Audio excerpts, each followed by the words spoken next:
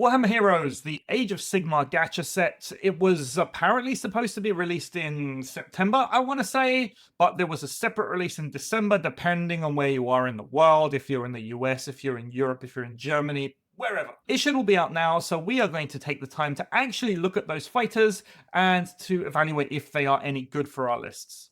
What I want to start on is the question of if it's even a gacha set at all. And the answer is that we really don't know yet. Each container of Warhammer Heroes is supposed to come with 8 individual boxes, and those contents really vary depending on who you ask. According to Games Workshop, they are pure gacha. I've talked about this before, the odds are up on the screen here, and if you wanted all of those fighters from the entire set, you'd have to pull at least 3 containers or so worth. But then again, on the other hand, and this has been corroborated by some players themselves who have gone and purchased their sets from Target, it's more like the previous Warhammer Hero sets where you get all of the fighters in a case plus 1 random fighter, and then those are the pull odds. So at the moment, I'm not entirely sure. I haven't managed to get a hand on them myself to take a look, but I think it's very unlikely that Games Workshop will be shipping boxes specifically for the American market with different pull rates than everywhere else. So I'm going to go out on a limb and say that it's likely you get everything in one case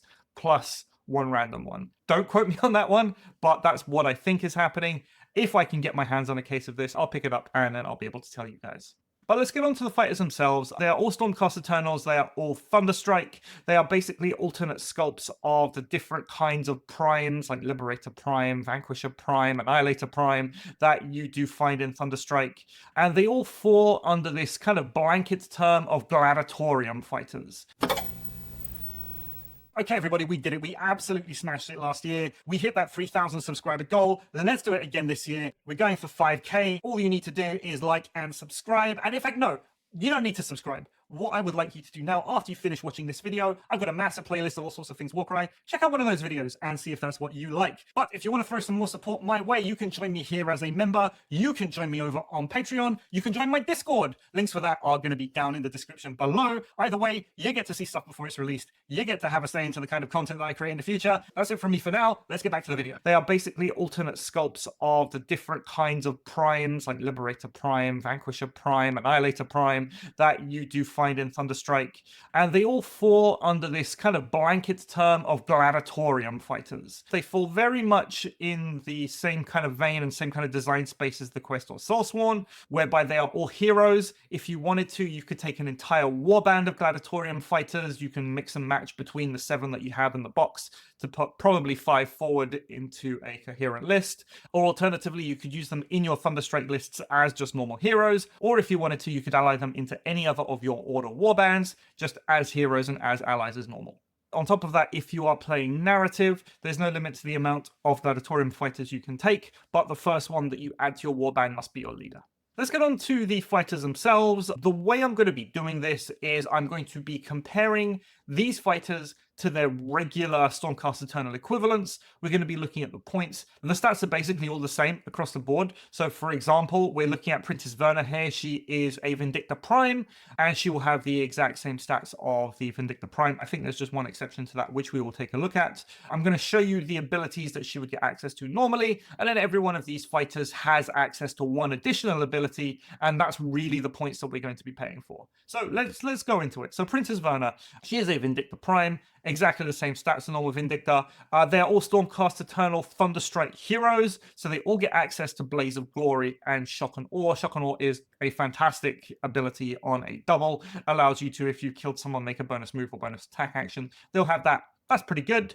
But Printis, once she got going for her, she has the triple Unbreakable Defiance. So what we're going to be doing is we're going to be counting each critical hit scored from each attack action that attacks friendly fighters within 3 inches. They have to be Thunderstrike, so you can't just ally something in and have Printis protect it. All of those attacks, those crits, will become normal hits, massively increasing the longevity of your fighters. I think, and of course, And something to add here is that none of these abilities can be used on the Beast Room mark. So if you have any Griffhounds, there's no making them live longer, there's no giving them bonus attacks, bonus abilities, all this kind of thing. Just on your Thunderstrike Stormcast, actual Stormcast. Is this okay? Well, one of the most common starter builds for Stormcast Thunderstrike is the Vindicta build, because a box of Vindictas basically gets you an entire warband. So in that particular build, I think swapping out your Vindicta Prime for Printis, she's only 5 points more, is generally a good idea. I think that ability is worth the 5 points that you're taking, but we're going to see it as a kind of through thread with all of these fighters, is that apart from one or maybe two of them, you're not really taking their basic equivalent in your Thunderstrike Stormcast warband anyway, so there's no real reason to go the whole hog and then upgrade your fighter. Printis though is fine, just in the same way that Vindicta Primes are fine. I think the ability is okay. Next up, we have Valantin Harvestblade. Valantin is 10 points more than your normal Vanquisher Prime. As a Vanquisher Prime, again, Blaze of Glory, Shock and Awe. He gets access to the Vanquish the Horde triple, so a bunch of AoE damage depending on what you roll. If it's a 3 to 5, you're going to do 1 damage. If it's a 6, you're going to do damage equal to the ability. It's okay. It's not a bad ability if you have a high enough value. His triple, though, is Reaper's Focus. So this is a new kind of mechanic that we haven't really seen before. I mean, we've seen tokens before when we are looking at, I'm thinking about Reclusians. They get tokens that they can spend and do things. And so this is kind of a similar kind of thing. So you use the ability, you get a number of focus points equal to the value of the ability, and then every time you roll for a melee attack action, you can spend a focus point to count a hit as a crit instead, and then you lose all of your unspent focus points at the end of the turn. This one legitimately isn't bad. He's got 5 attacks, which is kind of great. A 2-4 damage profile, so it means that we use our triple, and we're going to be using focus points to make your normal hits into crits. The question is, if we are talking about Divine Blessings, what do we do here? Do we give him +1 strength to make his basic hits a little bit easier so you're not as reliant on that triple? Or do we give him +1 crit and then just wade into your basic toughness for chuds and really mow them down with the focus points? I think it's dependent really on what you want. I kind of like the idea of giving him the +1 crit. Anything with toughness 4 will basically fall over to the guy. With 5 attacks, he's going to be looking at hitting 2 to 3 of them. Let's say you use 3 focus points. With that crit of 5, that's 15 damage. It's pretty good. The nice thing about it is that it also lasts until the end of the fighter's activation. It's not just for the next attack action like some other abilities. So I think Valantin could be okay. My main actual problem with Valantin is outside of that ability, that just makes him kill more. He doesn't really bring anything special to the table. His basic stat line is essentially the same as Calthea Zandire, 5-4-2-4, similar defenses, same toughness. And Calthea just brings more to the table for not a lot more points. So yeah, again, Valantin is okay, but it's, again, another one of those instances where if you're not going to be bringing a Vanquisher Prime, then there's no real reason to bring Valantin. Tenya Thrice-Trusted, though, I think they are legitimate reasons to bring. He gets the double Soul Forged Guardians, which is the basic ability that all Predator Primes get, and it's basically a small heal. You're going to heal D3 points off of someone else, and then you're going to take D3 points of damage onto yourself. I don't think it's all that good, really, because you don't really want to damage yourself. 220 points for a 5-point upgrade on your basic Predator Prime, but the triple that Tenya gets is Exacting Tutelage. You're going to pick a Thunderstrike Stormcast within 6 inches, and then you're going to add 2 to the move, 2 to the toughness, and then 2 to the attacks of the next melee attack action made by that fighter. I think this ability is pretty good. If you're playing Thunderstrike, it's a reasonable assumption to make that you're going to be taking Annihilators or something like an Annihilator Prime. Annihilator Primes have 2-inch range on their big old hammer. You can use Tenya, go Exacting Tutelage on your Annihilator Prime. The Prime suddenly gets a movement of 5 with another 2 inches range on its hammer, so that's a threat range of 7 inches. The Prime is going to be swinging with 6 attacks, and it's going to be even tougher. Not that they need to be tougher, but it's going to be even tougher when it gets hit back. So I think Tenya is nice. I think as a tech piece, I think he's okay. He does have the 2-inch range on the halberd, and probably the more important thing for me in this kind of environment that we're playing is that he does have that strength 5. So at least he'll be winning on 3s. This is an example of the kind of tech piece that you might want to bring in if you were looking for a secondary damage dealer with a little bit of buffing on the side. It's kind of like a Brugit for Thunderstrike, but again, not really because it's very expensive. But yeah, I like Tenya. I think Tenya's pretty good. Next, we have Goltan The Relentless, Annihilator Prime. Only 5 points more than an Annihilator Prime. This is the one with the hammer and shields. Unfortunately, you don't get the one with double hammer. But, you know what? Not bad. For the points cost that you are paying, yes, sure, you could bring the other Annihilator Prime. But Goltan, he's got some stuff going for him. He's got the triple push to the limit. So, each other friendly Stormcast Thunderstrike fighter within 6 inches that has any damage points allocated to them gets a bonus move action or a bonus attack action. Again, can't affect beasts. So, it affects other people. It's got a 6-inch range, which is decent enough. And generally speaking, your Thunderstrike Stormcast should be tanky enough that you'll be able to use this at least a couple of times to get bonus moves or bonus attacks off. I think it's a good upgrade on your basic Annihilator Prime, because 5 points, it's not all that much for that ability, really. Normally, you're not going to be bringing this specific Annihilator Prime because you're going to be bringing the Prime with Grandhammer. But that being said, there is a push nowadays to a lot more strength 6 fighters in the game. You've got things like Vexmore, you've got things like Gut Lords, they're also swinging at strength 6, and they will be wounding your basic Annihilator Primes on 4s. The Annihilator Prime with Shield goes up to toughness 7, meaning that those fighters will be winning on 5s, and it's a lot less damage that's going into you to try and stick. Maybe your opponent's only going to get 1 hit. Maybe they're only going to get a crit. So I think there might be an argument for a transition into the other kind of Annihilator Prime. Probably not yet, because I don't think that these big super fighters are common enough that you absolutely need like just a brick wall to put in front of them. There are other ways that you can deal with those big smashy fighters that don't necessarily involve just sticking an Annihilator in front of the things. But yeah, I think it could be all right. I like the triple. I think it's okay. I think it's a decent enough upgrade if you have 5 points. Numera Falconis is also pretty interesting. She is 5 points more than a Vigilor Prime, the same stats as a Vigilor Prime. She has the Guiding Lightning triple, which allows her to attack a thing, and then anyone else who's attacking that same thing is going to get +1 attack. And then on top of that, she has the Spark of Invention triple. So we're going to pick a number of fighters equal to half the ability. They have to be Thunderstrike Stormcast. And then each time, it's got a 6-inch range, which is okay. It's pretty far. I mean, it's far enough on a Warcry board. And then until the end of the battle round, each time one of those fighters makes an attack action, you get to pick. You either get to go +1 strength, or you get +1 damage by each crit. I almost think that her triple is worse than the Guiding Lightning triple that your basic Vigilor gets. +1 strength in Thunderstrike, unless you are bringing something like Vindictors, which are strength 4, you want to boost them to strength 5.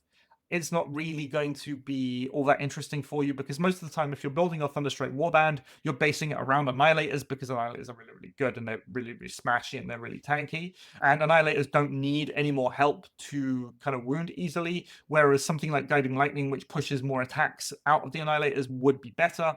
Alternatively, it'll give +1 crit, which again, unless you're bringing Vindictors who have that crit 5 on the spear, going to crit 6 potentially, is probably not going to be all that useful to you. Next up, we have Azactus Krane. He is a Knight Arcanum equivalent. Again, only 5 points more. Again, he's got Blaze of Glory, Shock and Awe. His double is Bolt from the Heavens because he is a Knight Arcanum and he gets that. It's basically a bunch of damage. It's actually not bad if you get a high enough double. I mean, it's only a double, right? And it's got 18-inch range. So something like a double 6 means that on average, you'll be hitting 3 times and doing 9 damage at 18 inches, which is very, very good. Of course, being a Knight Arcanum, he has gun 2, 4, 3, 6. You can buff that with bonus strength, make it 2, 5, 3, 6. Suddenly he's winning on 3s. So 2 shots from that plus Bolt from the Heavens every turn is a potential a lot of damage at range, which I really, really like. His triple is Incisive Mind. It's got, again, a 6-inch aura, and every time enemy fighters are activated within that 6 inches, you're going to roll a dice. And roll a 4 or more, they can't use abilities. I liked the Knight Arcanum. I like boosting its strength on that gun to be able to do extra things, because the gun, you could go, for example, shoot, kill a thing, activate Shock and Awe, shoot again, or you could go shoot, Bolt from the Heavens, do damage, depending on what it is you're fighting, depending on what it is you're attacking. So I like the Knight Arcanum. Azactus Krane is 5 points more than a normal one. It's triple. I'm pretty sure we'll almost never see play, because for one thing, it's a triple, and then secondly, it's a triple that works on a 4 or more. So it's only got a 50% chance to work anyway, and I'd rather use that triple to do other things. I'd rather just use that triple as a double instead, to either do shock and awe or bolt from the heavens. As an upgrade, it's a thing. If you have 5 points, you might as well. It gives you a little bit more utility. But generally, I'd be looking to bring the normal Knight Arcanum in your lists, and if you are going to boost its strength, that's 5 points extra that you wouldn't have had to spend. Zhea Galdara is a Liberator Prime, but she's not a Liberator Prime because they changed the Liberators in the September update. So she doesn't have the same rune mark as the new Liberators, so she doesn't get any of the additional abilities that her Bulwark rune mark would have given her. She still gets Blaze of Glory, she still gets Shock and Awe. The nice thing about Zhea is that she's much cheaper than your normal Liberator Primes, but she also has worse stats. So you gotta bear that in mind. Her triple though, her special triple, is the bigger they are. You get to make a bonus move action, which is pretty good. You must end within 1 inch of an enemy fighter that's within 3 inches of a friendly Thunderstrike guy, so you have to kind of be with another Thunderstrike Stormcast in order to be able to use it.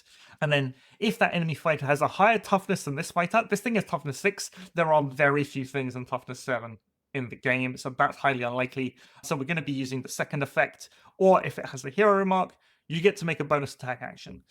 So this isn't bad. On a triple, a bonus move, bonus attack is generally seen as being pretty good value. I mean, a bonus move, bonus attack on a quad is good value, but again, Rampage, you can use it whenever.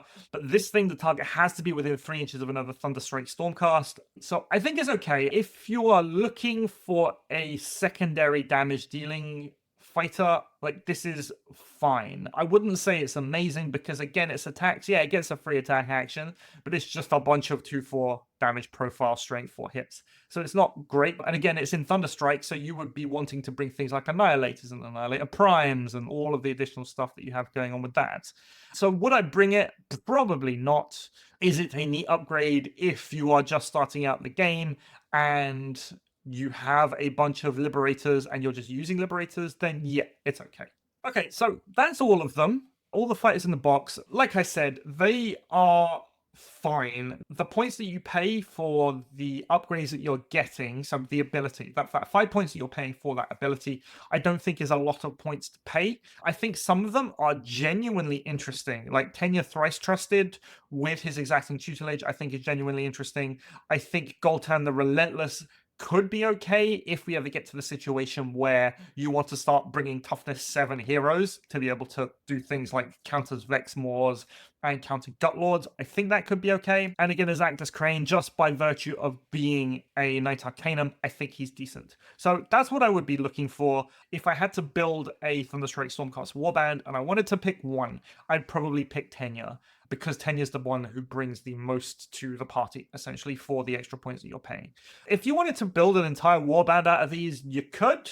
You would only be able to fit 5 of them in there. I would suggest bringing Tenya, Goltan, and definitely Azactus Krane, and then you fill out with whichever other Stormcast you have the points for. Yes, the points are going to be really awkward because they're all at like these weird points values, so you're probably going to have a whole bunch of points left over at the end of that, so you might want to look into Divine Blessings to be able to buff those fighters, buff Azactus Krane, buff Tenya if you wanted to with a bit more damage. That'd be pretty good. That's all of the miniatures from the Warhammer Hero set. You tell me what you think about the set, if you think it's any good, or if you think it's just a cash grab by Games Workshop. That's something I would like to hear. As always, thank you very much for watching. We will see you next time.